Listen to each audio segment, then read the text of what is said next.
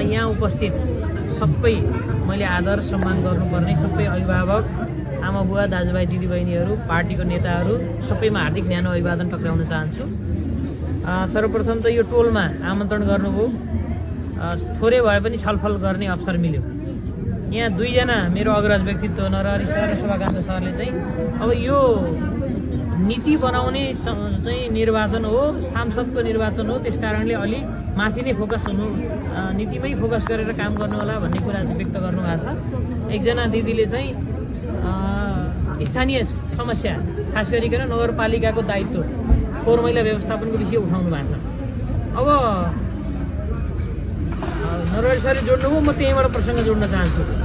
खास गरी हाम्रा काम गर्ने तह तीनवटा छन् नि त, एउटा केन्द्र छ, अर्को प्रदेश छ, अर्को स्थानीय छ।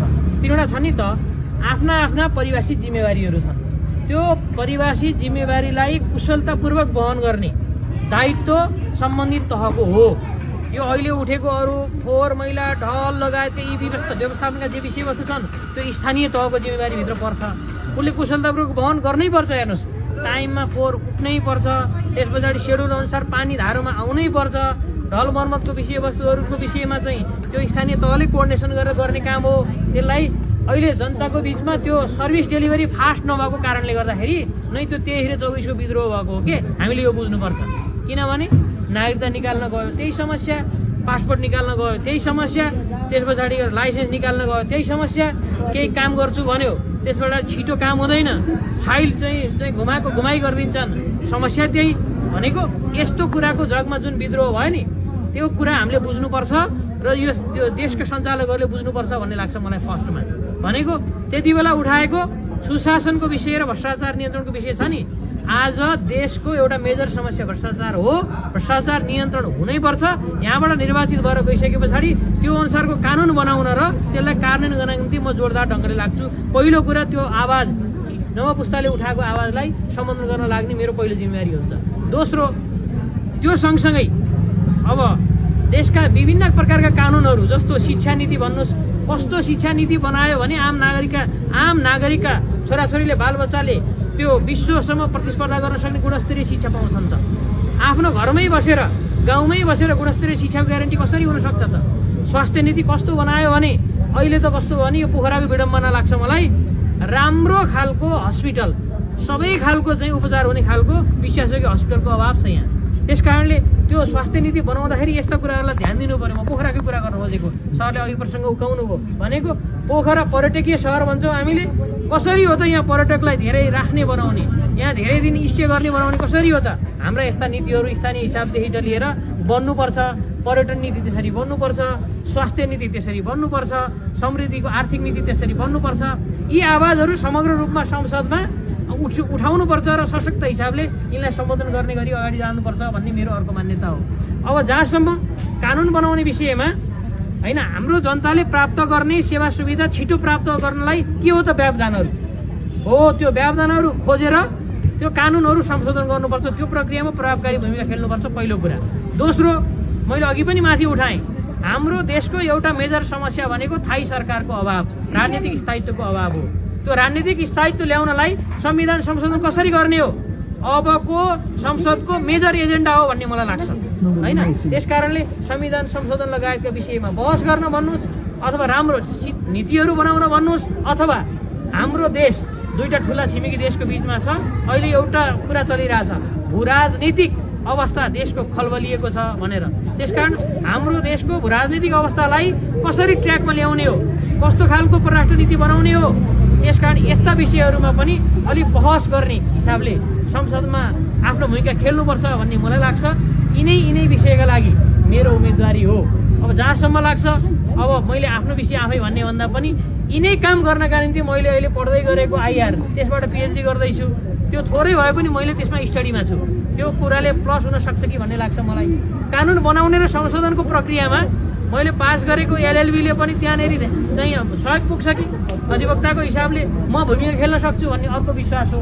अर्को, मैले सुरुमै जोडेँ, नवपुस्ता, म विद्यार्थीमा काम गरेको हिसाबले आजका विद्यार्थीका शैक्षिक समस्या के हुन् म जान्दछु।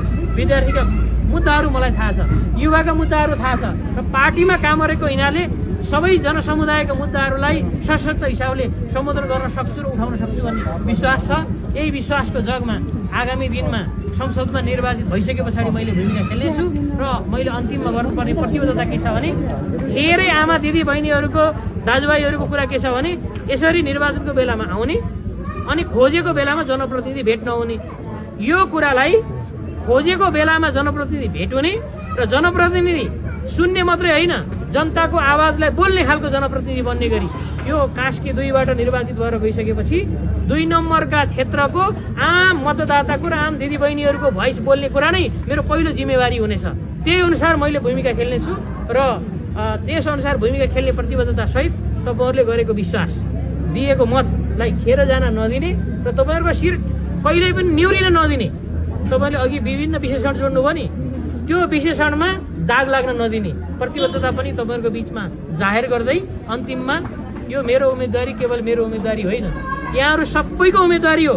तब यहाँहरू सबैले हामी सबैको उम्मेदवारी हो भन्ने हिसाबले बुझ्नुहुनेछ। घर घरमा अनि टोल टोलमा जानुहुनेछ, आम मतदाताको बिचमा ठिक छ उम्मेदवारकै प्रतिस्पर्धा गरौँ भन्ने भएछ भने हजुरहरूले बहस गर्नुहोस्, म अनुरोध गर्छु।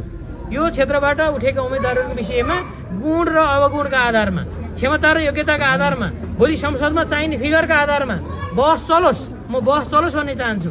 उहाँहरूले मतदाताहरूले आम रूपमा कम्पेयर गर्नुहोस्, जो उत्कृष्ट त्यसैलाई छान्नुहोस् भन्छु म। त्यस कारणले त्यसमा यदि म आम जनसमुदायको नजरमा कमजोर साबित भएछु भने त आम जनसमुदायले दिएको मतलाई मैले स्वीकार्नुपर्छ नि। त्यस कारणले यसरी व्यक्तिका पनि तुलना गरेर पार्टीका हिसाबले दृष्टिकोण अगाडि सारेकोमा कुन पार्टीले राष्ट्र बनाउने दृष्टिकोण अगाडि सारेको छ त भनेर पार्टीलाई तुलना गरेर र आजको सन्दर्भमा कस्तो उम्मेदवार जरुरी हो त, युवा उम्मेदवार जरुरी हो भने युवाहरूको बिचको कम्पेयर गरेर यसरी यसपटकको निर्वाचनमा मतदानमा सहभागी हुन र आफ्नो प्रत्येक मत भनेको राष्ट्र निर्माणको अठोट सहितको मत हो प्रत्येक मत।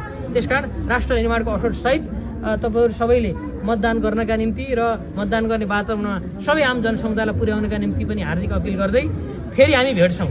यो त प्रारम्भिक चरणको छलफल मात्रै हो होइन। मैले सुरुमा चाहिँ तपाईँहरूले गरेको विश्वास खेर जान दिने छैन भन्ने मेरो प्रारम्भिक प्रतिबद्धता हो। त्यसलाई व्यवहारमा कार्यान्वयन गर्ने समय त बाँकी छन् हो। फेरि हामी पटक पटक निरन्तर संवादमा जान्छौँ। फागुन 21 गतेसम्म हामी निरन्तर प्रचार अभियानमा जुट्छौँ। त्यस पछाडि विजय भइसके पछाडि हामी फेरि सँगै सहकार्य गरेर हातेमालो गरेर मेरो एउटा चाहिँ मैले अघि पनि भनेको थिएँ सँगसँगै विकास र जीवनका लागि विकास, यो मोडेलमा हामी काम गर्छौँ। त्यस कारणले यो मोडेलको अलि धेरै गहिरो व्याख्या जरुरी छ। पछि हामी कुनै समयमा गरौँला भनेको हामी विकास गर्दाखेरि नि जनजीवनसँग जोडेर सबैलाई सँगसँगै जोडेर जनताले अपनत्व लिने गरी हामी विकास गर्छौँ। त्यसकारण यिनै कुराहरू यहाँहरूको बिचमा राख्दै यहाँहरू सबै आउनुभयो, समय दिनुभयो। शुभकान्त सरले भने जस्तै हामी सब भरसक समयमै उपस्थित हुने, समयमै कार्यक्रम सक्ने र भनेका कुरा पुरा गर्ने। हाम्रो हिजोको जनप्रतिनिधि चाहे रविन्द्र अधिकारी होस् चाहे विद्या भट्टराई, उहाँहरूले जति भन्नुभयो हामीले जति प्रतिबद्धतामा लेख्यौँ त्यति कार्यान्वयन गरेका छौँ। कतिपय कुरा बाँकी छन्, यो खास गरी पछिल्लो कालखण्डको 5 वर्षमा गर्नुपर्ने काम संसद 3.5 वर्षमा भङ्ग भएको कारणले गर्दा हो। ती बाँकी रहेका काम अब बन्ने जनप्रतिनिधिले पुरा गर्ने पनि प्रतिबद्धता व्यक्त गर्दै यहाँहरू सबैप्रति हार्दिक आभार व्यक्त गर्दै म आफ्नो भनाइ यही टुङ्ग्याउँछु। धन्यवाद, अभिवादन, नमस्कार।